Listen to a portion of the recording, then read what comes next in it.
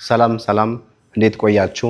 ውድ የማስ ዊዝ አብርሃም የዩቲዩብ ቻናል ተከታታዮች ዛሬ ይዤላችሁ የመጣሁት ንዑስ ስብስብ እና ህገኛ ንዑስ ስብስብን ጨምሮ የተለያዩ ሌሎች የስብስብ አይነቶችን የምናይ ነው የሚሆነው በዚህ ርዕስ ላይ።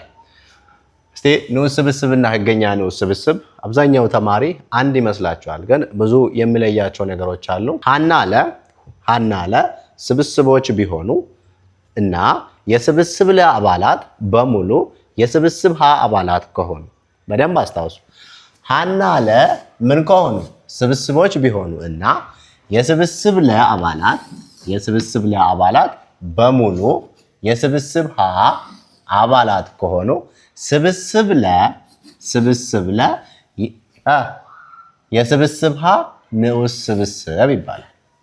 እዚህ ጋር በደንብ ማስተዋል ያለ ሀ ላይ ለላይ ያሉት ስብስቦች በሙሉ ሀ ውስጥ ካሉ ለ የሀ ንዑስ ስብስብ ይባላል። ወይም ሀ ውስጥ ያሉት በሙሉ ለ ውስጥ ካሉ ሀ የለ ንዑስ ስብስብ ይባላል። እንግዲህ በምልክት ንዑስ ስብስብን ስንገልጽ የንዑስ ስብስብ ምልክታችን የትኛው ነው? ይሄኛው ነው ማለት ነው። ንዑስ ስብስብ ምልክታችን እችኛዋ ነች። ንዑስ ስብስባችን ምልክታችን እቺ ትሆናለች። ይሄኛው ምን ማለት ነው? በዚህ መንገድ ከተቀመጠ ምን ማለት ነው? ይሄ ማለት ስብስብ ለ የስብስብ ሀ ንዑስ ስብስብ ነው ይባላል። ስብስብ ለ የስብስብ ሀ ንዑስ ስብስብ ነው ይባላል። እንምጣና ምሳሌዎችን እንያስቲ። ምሳሌ ሀ እኩል ይሆናል 1 2 3 4 5 6 ከ1 እስከ 6 ነው። የለ ደግሞ 2 3 5። አሁን ሀ ለለ ንዑስ ስብስብ ነው ወይስ አይደለም? ለለሃ ንዑስ ስብስብ ነው ወይስ አይደለም? አሁን በደንብ ተመልከቱ።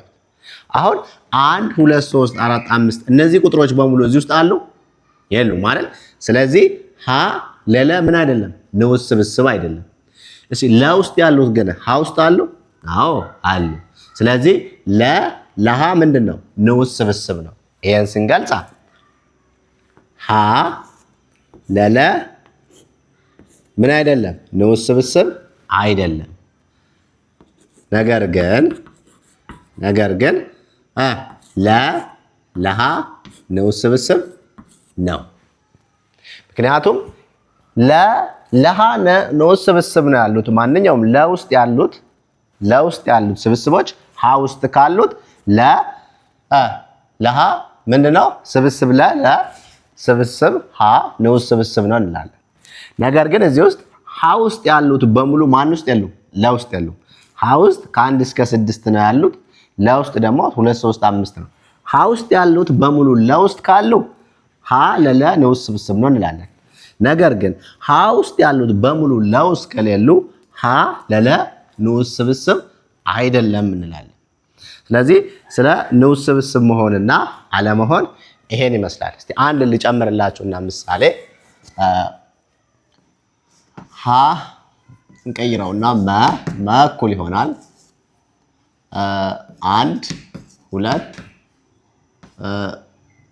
3 1 2 3 ሰ እኩል ይሆናል ከአምስት በታች ያሉ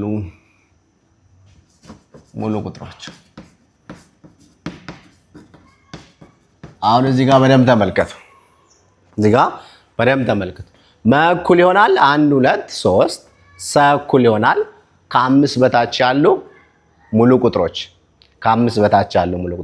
እንግዲህ ከ5 በታች ያሉ ሙሉ ቁጥሮች የምንላቸው 0 1 2 3 4 እነዚህ ናቸው ከ5 በታች ያሉት። አሁን በደንብ ተመልከቱ። የመ አባላቶች 1 2 3 ናቸው። የሰ አባላቶች 0 1 2 3 እና 4 ናቸው። አሁን መ ውስጥ ያሉት ሰ ውስጥ አሉ? አዎ አሉ። 1 2 3 አሉ። ስለዚህ ስብስብ መ ለስብስብ ሰ ምንድነው? ንዑስ ስብስብ ነው። ነገር ግን ስብስብ ሰ ለስብስብ ምን አይደለም። እዚህ ጋር በደንብ አስታውሱ። ስብስብ የስብስብ ሰ ንዑስ ስብስብ ነው። ነገር ግን ስብስብ ሰ የስብስብ ምን አይደለም፣ ንዑስ ስብስብ አይደለም። ንዑስ ስብስብ አይደለም እናደርጋለን። ስብስብን በተመለከተ ይሄን ይመስላል። እዚህ ጋር በደንብ ማስተዋል ያለባችሁ በዋናነት ማስተዋል ያለባችሁ ማንኛውም ስብስብ ለራሱ ንዑስ ስብስብ ነው። ማንኛውም ስብስብ ለራሱ ንዑስ ስብስብ ነው። በደንብ አስተዋል። የስብስብ ሀ 2 4 እና 6 ነው። ስለዚህ ሀ ለራሱ ምንድን ነው? ንዑስ ስብስብ ነው። ስንት አለ እዚህ ጋር? 2 4 እና 6። ይሄኛውን ምን ብለን እንገልጻለን? ስብስብ ሀ ለራሱ ምንድነው? ንዑስ ስብስብ ነው። ስብስብ ሀ ለራሱ ንዑስ ስብስብ ነው። ባዶ ስብስብ የማንኛውም ስብስብ ንዑስ ስብስብ ነው። ባዶ ስብስብ የማንኛውም ስብስብ ንዑስ ስብስብ ነው። ባዶ ስብስብ ማንኛውም ስብስብ ቢኖር ለዛ ስብስብ ምንድነው? ንዑስ ስብስብ ነው ማለት ነው። ባዶ ስብስብ የአንድን ስብስብ ንዑስ ስብስብ ብዛት ለማግኘት ንዑስ ስብስብ ብዛት ለማግኘት የስብስቡን ንዑስ ስብስቦች ነጣጥሎ የመዘርዘር ዘዴን እንጠቀማለን። እያንዳንዱን አባላት ምን ያደርግን እየዘረዘርን የስብስቡን ንዑስ ስብስብ ብዛት መፈለግ እንችላለን። አሊያም ይሄኛውን ፎርሙላ መጠቀም እንችላለን። ወይም ይሄኛውን ቀመር የንዑስ ስብስብ አባላት ብዛት እኩል ይሆናል 2 ኃይለ ቁጥር ነ ማለት የስብስቡ አባላት ብዛት ይገልጻል። የስብስቡ አባላት ብዛት ምን ያክል ነው? ለምሳሌ 3 ከተሰጠን 2 ኃይለ ቁጥር 3፣ 4 ከተሰጠን 2 ኃይለ ቁጥር 4 አድርገን እንሰራለን ማለት ነው። እዚህ ጋር ምሳሌ ይስጣችሁና ምሳሌ ስብስብ ሀ እኩል ይሆናል 1 2 እና 3። የስብስብ ሀ የዚህን የንዑስ ስብስብ አባላት ብዛት ስንት ነው ስንል የመጀመሪያው ምን በማድረግ ነው? በመነጣጠል ነው። በመነጣጠል ግለጹ ከተባለን መጀመሪያ እንግዲህ እዚህ ጋር እንዳይ ነው ባዶ ስብስብ የማንኛውም ስብስብ ንዑስ ስብስብ ነው ብለናል። የመጀመሪያችን ስብስብ የሚሆነው ማን ነው? ባዶ ስብስብ ማለት ነው። የመጀመሪያችን ባዶ ስብስብ ይሆናል። ከዛ በኋላ 1 2 3 አሁን አንዳንድ ለየብቻ ወሰን ማን ወስዳለን? አሁን 1ንና 2ን ከዛ 1ንና ስንትን 3ን 1ንና 3ን 1ንና 3ን ከወሰድ ማን ቀረ? 2ና 3ን በመጨረሻ ደግሞ አጠቃላይ በሙሉ ስብስቡን በሙሉ ምክንያቱም በሙሉ የምንወስድበት ምክንያት ማንኛውም ስብስብ ለራሱ ንዑስ ስብስብ ነው ተብሏል። ማንኛውም ስብስብ ለራሱ ንዑስ ስብስብ ነው ስለተባለ 1 2 3 አሁን አጠቃላይ ብዛታቸውን 1 2 3 4 5 6 7 8 አሁን እዚህኛው ፎርሙላ ላይ ስንመጣ የንዑስ ስብስብ ብዛት አባላት ብዛት ለማወቅ የምንጠቀመው ይሄኛውን ቀመር ነው። ይሄኛውን ፎርሙላ ነው የምንጠቀመው። 2 ኃይለ ቁጥር ነ ማለት የተሰጠን የስብስቡ አባላት ምን ብዛት የተሰጠን የስብስቡ አባላት ብዛት ማለት ያ ማለት 2 ኃይለ ቁጥር ነ 2 ኃይለ ቁጥር ነ ማለት 2 ኃይለ ቁጥር የነ አባላቶች ብዛት ስንት ነው? 1 2 3 2 ኃይለ ቁጥር 3 2 ኃይለ ቁጥር 3 ማለት 2 ሲባዛ 2 ሲባዛ 2 2ን ስንት ጊዜ ማባዛት? 2ን 3 ጊዜ 2 ሲባዛ 2 4 4 ሲባዛ በ2 ስንት ሆነ? 8 የዚህ የስብስብ ሀ ንዑስ ስብስብ አባላት ብዛት ስንት ነው? 8 ነው። እኛ ራሱ እዚህ ጋር በመዘርዘር ያመጣነው ስንት ነው? 1 2 3 4 5 6 7 8 ይሄኛው ቀመር በመጠቀም ምን ያክል የንዑስ ስብስብ አባላት ብዛት አለው የሚለው ጥያቄውን በዚህ አይነት አብዛኛውን ጊዜ በጥያቄ መልክ የሚመጣ እንዲህ ነው። አንድ ስብስብ ይሰጣል፣ የስብስቡ አባላት ብዛት ይሰጣል። ከዛ በኋላ በዛ አባላት መሰረት የዛን ስብስብ ንዑስ ስብስብ አባላት ስንት ነው ተብላችሁ ስለምትጠየቁ ይሄኛውን ፎርሙላ መጠቀም ትችላላችሁ ማለት ነው። ህገኛ ንዑስ ስብስብ እንግዲህ ህገኛ ንዑስ ስብስብ ህገኛ ንዑስ ስብስብ ማለት ደግሞ ምን ማለት ነው የሚለው እንያ ሀና ለ ስብስቦች ቢሆኑ እና የስብስብ ለ አባላት በሙሉ የስብስብ ሀ አባላት ከሆኑ እና ሀና ለ እኩል ካልሆኑ አሁን ከዛ ጋር የሚለየው ምን መጣ ቅድም ስብስብ ንዑስ ስብስብ ስንል የለ አባላት በሙሉ ሀ አባላት ውስጥ ካለ አይደል ከሆነ ነው የሀ አባላቶች በሙሉ የለ አባላቶች በሙሉ የሀ አባላት ከሆኑ ያምን ብለናል ንዑስ ስብስብ ብለናል እዚህ ጋር ግን የሀ አባላቶች በሙሉ የለ አባላቶች በሙሉ የሀ አባላቶች ከሆኑ እና ሀና ለ ምን ካልሆኑ እኩል ካልሆኑ ይላል ሀና ለ እኩል ካልሆኑ ስለዚህ እኩል ከሆኑ ምን ሊሆኑ አይችሉም ማለት ነው ህገኛ ንዑስ ስብስብ ሊሆኑ አይችሉም እኩል ካልሆኑ ስብስብ ለስብስብ ሀ ህገኛ ንዑስ ስብስብ ነው ማለት እንችላለን እዚህ ጋር እና እንግዲህ ህገኛ ንዑስ ስብስብ ሲገለጽ በዚህኛው ይሄኛው ምልክት ማለት ነው ይሄ ማለት ስብስብ ለስብስብ ሀ ህገኛ ንዑስ ስብስብ ነው ማለት ነው ብለን ስንገልጸው ማለት ነው እስቲ ምሳሌን እንያ ምሳሌውን ስታዩ በደንብ ግልጽ ይሆናላችኋል አሁን የሀ አባላቶች ሀ ለ አመርሃ 1 2 5 እንደምታዩት የለ አባላቶች ሀ ለ 1 3 እዚህ ጋር የሀ አባላቶች ይሄ ከሆኑ የለ አባላቶች ይሄ ከሆኑ ማን ለማን ነው ህገኛ ንዑስ ስብስብ ይሆን ስብስብ ለስብስብ ሀ ምንድነው ህገኛ ንዑስ ስብስብ ነው ነገር ግን ስብስብ ሀ ለስብስብ ለ ህገኛ ንዑስ ስብስብ አይደለም ለምንድን ነው ያልሆነበት ምክንያት አሁን ለውስጥ ያሉት በሙሉ ማን ውስጥ አለ ሀ ውስጥ እና ምን አይደሉም እኩል አይደሉም እሺ የዚህኛው ጋር እንጣ ሀ ውስጥ ያሉት በሙሉ ለውስጥ አሉ የሉም ስለዚህ ሀ ለለ ህገኛ ንዑስ ስብስብ ሊሆን አይችልም ሀ ለለ ህገኛ ንዑስ ስብስብ ሊሆን አይችልም እዚህ ጋር እንድታስተውሉ የሚፈልገው ነገር ለምሳሌ እዚህ ጋር መሰ 1 2 3 1 2 3 ብያንጽፍ አሁን ይኸው ተመልከቱ ለሰ ንዑስ ስብስብ ነው አይደለም ነው ወይስ አይደለም መለሰ ንዑስ ስብስብ ነው አይደለም ነው ምክንያቱም ውስጥ ያሉት ማን ውስጥ አለ ለውስጥ ሰ ውስጥ አለ እሺ ሰ ለመ ንዑስ ስብስብ ነው አይደለም ንዑስ ስብስብ ነው እሺ ይሄን ካላችሁ አሁን መለሰ ንዑስ ስብስብ ከሆነ ሰለመ ንዑስ ስብስብ ከሆነ ለሰ እና ሰ ለመ ህገኛ ንዑስ ስብስብ ናቸው ወይስ አይደሉም በደንብ አስተውሉ መለሰ ንዑስ ስብስብ ነው ሰለመም ንዑስ ስብስብ ነው የተሰጠነ ከሆነ መለሰ ህገኛ ንዑስ ስብስብ ነው ወይስ አይደለም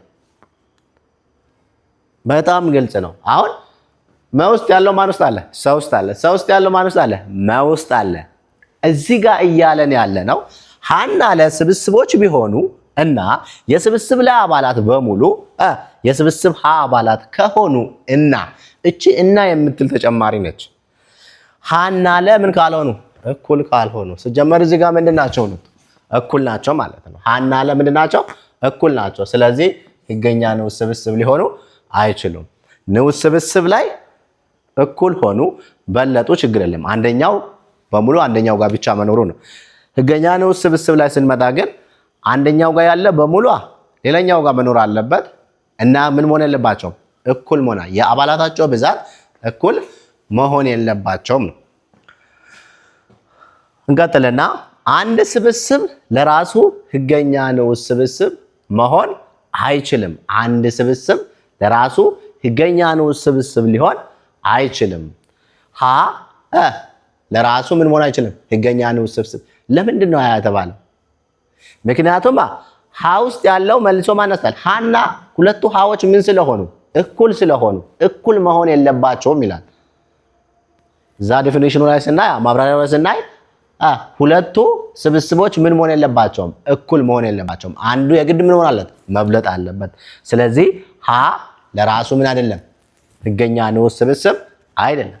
ሁለተኛ ላይ ስንመጣ ደግሞ ባዶ ስብስብ ከራሱ ውጭ ለማንኛውም ስብስብ ህገኛ ንዑስ ስብስብ ነው። ቅድም አይተናል። የንዑስ ስብስብ ላይ ባዶ ስብስብ ማንኛውም ባዶ ስብስብ ራሱ ንዑስ ስብስብ ነው።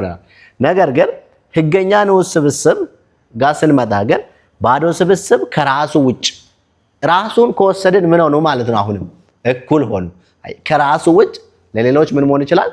ህገኛ ንዑስ ስብስብ መሆን ይችላል። አሁን ደግሞ ቀደም የንዑስ ስብስብን አባላት ብዛት በመዘርዘር አይተናል አይደል? አሁን ደግሞ ምን ያክል ነው የህገኛ ንዑስ ስብስብ አባላት ብዛት መፈለጊያ ቀመርስ ምን ይመስላል የሚለውን እስቲ የህገኛ ንዑስ ስብስብ አባላት ቀመርን ስንመለከት ህገኛ ንዑስ ስብስብ አባላት ብዛት እኩል ይሆናል 2 ኃይለ ቁጥር ና ሲቀነስ 1 ነ ማለት የስብስቡ አባላት ብዛት ለምሳሌ 1 2 3 4 የነ ዋጋ እዚህ ጋር ስንት ነው? 4 ነው ማለት ነው። ቅድም ንዑስ ስብስብ ላይ 2 ኃይለ ቁጥር ነ ነው አይደል? አሁን ህገኛ ንዑስ ስብስብ ላይ ስንመጣ ደግሞ አንድ መቀነስ ነው። ከዛ አባላት ላይ አንድ መቀነስ ነው። የሚቀነሰው ግን ያ አንድ ምንድነው? ራሱ ስብስቡ ነው። 2 4 5 10ን አንጽፈውም። ለምንድነው የማንጽፈው? ስብስብ ሀ ለራሱ ንዑስ ስብስብ ህገኛ ንዑስ ስብስብ ሊሆን አይችልም ስላለን ማለት ነው። ስለዚህ ስንዘረዝረው ባዶ ስብስብ ከራሱ ውጭ መሆን ስለሚችል 1 2 4 5 10 አሁን አንዳንድ ጨረስን። አሁን 2 እና 4 2 እና 4 2 እና 5 2 እና 10 4 እና ስንት 5 4 እና 5 4 እና 10 5 እና 10 አሁን 2 ጨረስን። 3 እንውሰድ 2 4 5 2 4 5 2 4 5 ወስደናል። 2 5 10 2 5 10 2 4 10 4 5 10 4 5 10 እስቲ እንቁጠረው 1 2 3 4 5 6 7 8 9 10 11 12 13 14 15 አሁን ደግሞ ይሄኛውን ፎርሙላ እንጠቀምና እንስራው። እንግዲህ 2 ኃይለ ቁጥር ነ ሲቀነስ ስንት ነው? 1 የነ ዋጋችን የአባላቱ ብዛት ስለሆነ 1 2 3 4 እኩል ይሆናል 2 ኃይለ ቁጥር 4 ሲቀነስ 1 2 ኃይለ ቁጥር 4 ማለት 2 ሲባዛ 2 ሲባዛ 2 ሲባዛ 2 ሲቀነስ 1 ስንት ይሆናል? የኛው 16 ሲቀነስ 1 እኩል ይሆናል 15። እነዚህን አባላቶችን ቆጥረን ስናገኝ ደግሞ እንግዲህ በዚህ በሀ ስብስብ ውስጥ ያሉት ህገኛ ንዑስ ስብስብ አባላት ብዛት ስንት ናቸው? 15 ናቸው። ስንዘረዝራቸውም ልክ በዚህ አይነት መልክ ይሆናል ማለት ነው። ተመጣጣኝና እኩል ስብስብ። ተመጣጣኝ ስብስብ ማለት ምን ማለት ነው? ሁለት ስብስቦች የአባላታቸው ብዛት ምን ከሆነ? እኩል ከሆነ። በደንብ አስተውሉ። ሁለት ስብስቦች የአባላታቸው ብዛት እኩል ከሆነ ስብስቦቹ ምን ተብሎ ይጠራሉ? ተመጣጣኝ ስብስቦች ይባላል። እንግዲህ ተመጣጣኝ ስብስብ በዚህኛው ምልክት እንገልጸዋለን። እንዴት ነው? አሁን ሀ እኩል ይሆናል 1 2 3 ለ እኩል ይሆናል ኤቢ ሲ። ስብስብ ሀ 1 2 3 ስብስብ ለ ኤቢ ሲ። አሁን ስብስብ ሀ እና ስብስብ ለ ተመጣጣኝ ስብስብ ናቸው ወይስ አይደሉም? ሀ እና ለ ተመጣጣኝ ስብስብ ናቸው። ምክንያቱም ስብስብ ሀ እና ለ ተመጣጣኝ ስብስብ ናቸው። ቁጥሩ አሁን ያላቸው ብዛት 1 2 3 ስንት አለ? 3 አለ። 1 2 3 እዚህ ጋር ብዛታቸውን ነው ስብስቡ የያዘውን ብዛት ነው የምንቆጥረው። እዚህ ጋር እያለን ያለው ሁለት ስብስቦች የአባላታቸው ብዛት እኩል ከሆነ ምን አይነት ስብስብ ናቸው? ተመጣጣኝ ስብስብ እንላለን። ሁለት ስብስቦች የአባላታቸው ብዛት እኩል ከሆነ እና እዚህ ጋር በደንብ አስተዋውሱ። ተመጣጣኝ ስብስብ ስንል የሁለት ስብስቦች አባላታቸው ብዛት ምን ከሆነ እኩል ከሆነ መቁጠር ነው። ብዛታቸው 3 ከሆነ ተመጣጣኝ ስብስብ ነው። 4 ከሆነ ተመጣጣኝ ስብስብ ነው። 5 ከሆነ ተመጣጣኝ ስብስብ ነው። ግን እኩል ስብስብ ጋር ስንመጣ የምንለየው ምንድነው? ሁለት ስብስቦች የአባላታቸው ብዛት የግድ እኩል መሆን አለባቸው አንደኛ ከሆነ እና የእያንዳንዳቸው ስብስቦች አባላት ምን መሆን አለባቸው? ተመሳሳይ። እዚህ ጋር 1 2 3 ነው። እዚህ ጋርም 1 2 3 መሆን አለበት። እዚህ ጋር ኤቢሲ ነው። እዚህ ጋርም ኤቢሲ መሆን አለበት። በደንብ ማስተዋል። ከሆነ ምን አይነት ስብስብ ነው? እኩል ስብስብ እንላለን። ስለዚህ ተመሳሳይ ከሆኑ እኩል ስብስብ ይባላል። ይሄን ምሳሌ እኔና ሀ እኩል ይሆናል ስብስብ ሀ እኩል ይሆናል 2 5 2 3 5 ስብስብ ለ እኩል ይሆናል ከ6 በታች የሆኑ ብቸኛ ሙሉ ቁጥሮች። ከ6 በታች የሆኑ ብቸኛ ቁጥር የሚጀምረው ከስንት ነው? ከ2 ነው። ከ6 በታች ስለምን 2 አለን 3 አለን 5 አለን። አሁን የስብስብ አባላታቸው ብዛት የአባላታቸው ብዛት 1 2 3 1 2 3 ሶስቱም ምን አይነት ናቸው? ተመሳሳይ ናቸው። እዚህ ጋርም 2 አለ እዚህ ጋርም 2 3 3 5 5 የአባላታቸው ብዛት ተመሳሳይ ናቸው። ስለዚህ ሁለቱም ምንድናቸው? አንድ የአባላታቸው ብዛት እኩል መሆን አለበት። ሁለተኛ ደግሞ መመሳሰል አለበት። መመሳሰል ከተመሳሰለ ምን አይነት ስብስብ ነው? እኩል ስብስብ እንላለን። ነገር ግን የአባላታቸው ብዛት እኩል ሆኖ ማይመሳሰሉ ከሆነ ምን አይነት ስብስብ ነው? ተመጣጣኝ ስብስብ። እዚህ ጋር ማወቅ ያለባቸው ማንኛውም እኩል ስብስብ ተመጣጣኝ ስብስብ መሆን ይችላል። ነገር ግን ማንኛውም ተመጣጣኝ ስብስብ እኩል ስብስብ ሊሆን አይችልም። አሁን ስለ እኩል ስብስብ እንድታስተውሉ የሚፈልገው ሀና ለ ስብስብ ሀና ስብስብ ለ እኩል ስብስብ የሚሆነው ይላል። እነዚህ ሁለቱ ስብስቦች እኩል ስብስብ ናቸው የምንለው ሁለቱም ስብስቦች አንዱ ለሌላኛው ንዑስ ስብስብ ሲሆን አንዱ ለሌላኛው ንዑስ ስብስብ ከሆነ ብቻ ነው። ሀ ለለ ንዑስ ስብስብ መሆን ከቻሉ እና ለ ለሀ ንዑስ ስብስብ መሆን ከቻሉ እነዚህ ሁለቱ ስብስቦች እኩል ስብስብ መሆን ይችላሉ። ነገር ግን ሀና ለ እኩል ስብስብ ከሆኑ ሀና ለ እኩል ስብስብ ከሆኑ ህገኛ ንዑስ ስብስብ መሆን ይችላሉ።